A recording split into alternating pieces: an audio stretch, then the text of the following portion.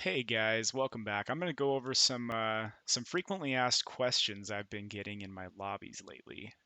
Discord messages, seen them a lot in the guilds. How should you spend these skill points? So let's just I've just been messing around with them lately here. Let's just reset them here, and I'm going to talk a little bit about this. All right. So we have three different sections here in the upgrade shop. Now, under your skill points, you really want to make sure that you allocate your skill points to whichever your highest damage output is. So, for me, for instance, I'm a level 75, okay? And if I look at my blade, I have a level 74 mythic blade, okay? It's really close to my level. That's still really good, right? 75 would obviously be better, but this is maxed out. It's taken a long time to get to where it is. I have it enchanted. It's ready to go. It's my highest piece of damage output right now, okay? Now, I do have a 72 death blow I've been using for endless just to clear bosses faster. Um, and what I've been doing with my skill points, because my blade is my best source of damage right now, is I've been loading most of my skill points. As a matter of fact, I think I had 70 of them into my weapon damage. Okay. And this makes it to where, again, my blade is just going to be putting out incredible numbers. And then what I did is on the other side here is I stacked up magical effectiveness with the rest of the skill points so that when my heal and my death blow goes off, they heal me just for a little bit more, and the death blow also will hit for a little bit more. But again, if we're talking even just 103.2%, we're talking that of 363,000 that this thing does, so still does definitely help out. But in order for you to be able to use those most effectively, I like to only put them either on weapon damage or magical effectiveness. I know a lot of lower level players have been talking to me about putting them into HP, and HP is really important, I think, for trying to keep up with some of those higher levels. More so in just being able to sustain a hit. I think at those level 80 mobs on Endless, I think they hit you for like 10,000 on your health points or something. So, if you're just right at the cusp of 10,000, maybe putting a skill point or two into this would be nice. But overall, as far as the skill points go, I really like to stay on just the damage and magic effectiveness for either weapon or spells. I really don't see much benefit of putting it into HP. As you can see, once you get to like to the point where you are like level 75, even without any skill points in there whatsoever, you have 115,000 health. So, like I said, I really try to steer clear of the HP as much as possible. You shouldn't be getting hit much anyways if you're playing this game the right way. Um, and plus, again, if you have your magic effectiveness stacked up, you can heal off any damage anyways that's being done to you. Now, on the merges, I get asked this a lot. I might do an entire video on merging, just because this, I think, to some people can be pretty complicated. It's honestly a really simple system once you get to understand it. But basically, what it is like it's just going to take the five of any whatever items you put in there, and then average whatever item. So, in your case, like if you're looting lower level dungeons, and you're getting like this right here where I helped someone and I got a level 21 shield. If you're looting lower level dungeons and you got higher level gear that you're waiting to merge on, you don't ever want to put these together. Like, please don't do that for your own sake. Just because you're going to be getting caught in a situation where you're going to be merging, level 63 gear at level 75. I know a lot of you, it's kind of common sense, but I have a lot of people ask me this, should I merge this? Should I merge this? And in reality, if you're merging something, I'd say that's even like 3 or 4 levels lower than where you currently are, then you're doing something wrong. Um, unless it's legendary items, because they only come by very scarcely, right? So they're not, you don't get those every day, right?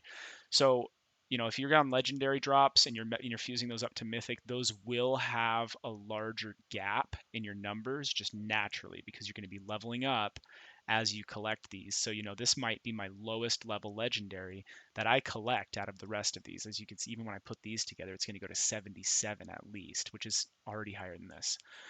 And so, and the reason that is because you can even see, you get these swords that are a little bit stronger than what you are.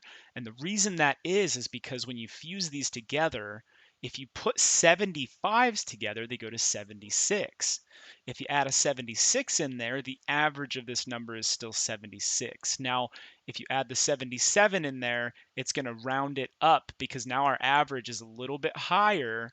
And so it's going to actually round it up and get it up to a 77.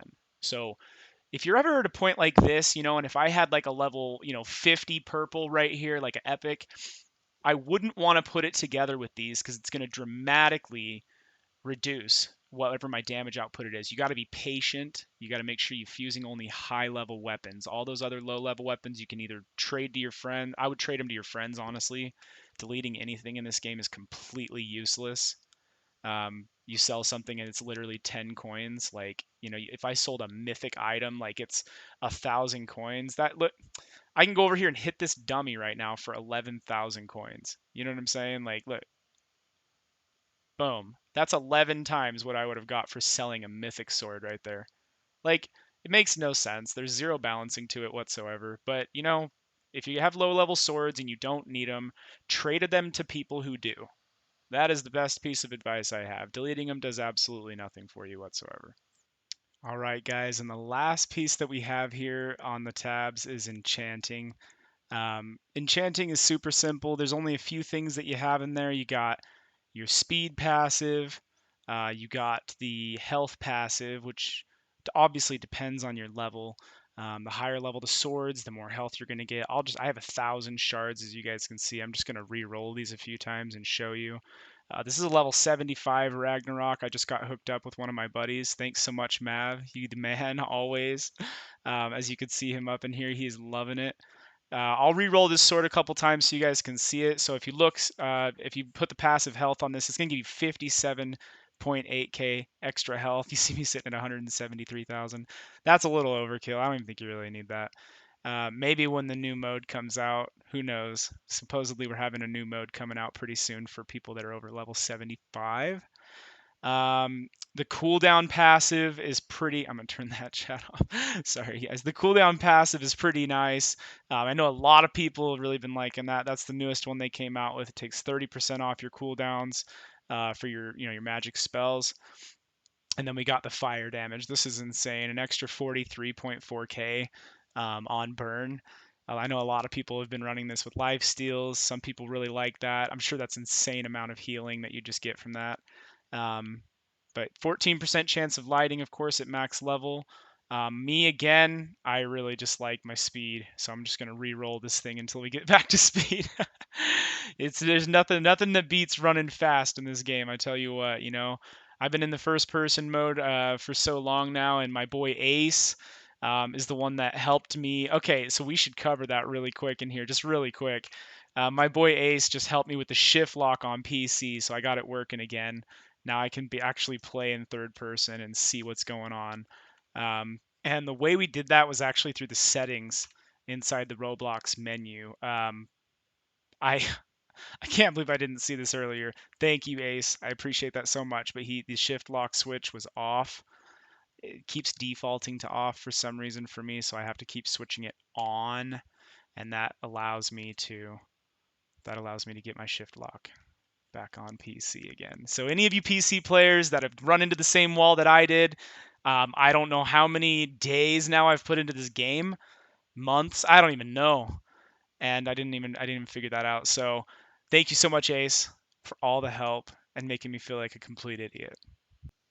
All right, guys, that's all we have for today. Thanks so much for tuning in again. All of my new subscribers and everybody that I've been meeting in game, thank you so much for playing with me. It's so much fun, and I look forward to all of the future endeavors that we have here in Blade Quest. I'll see you guys next time.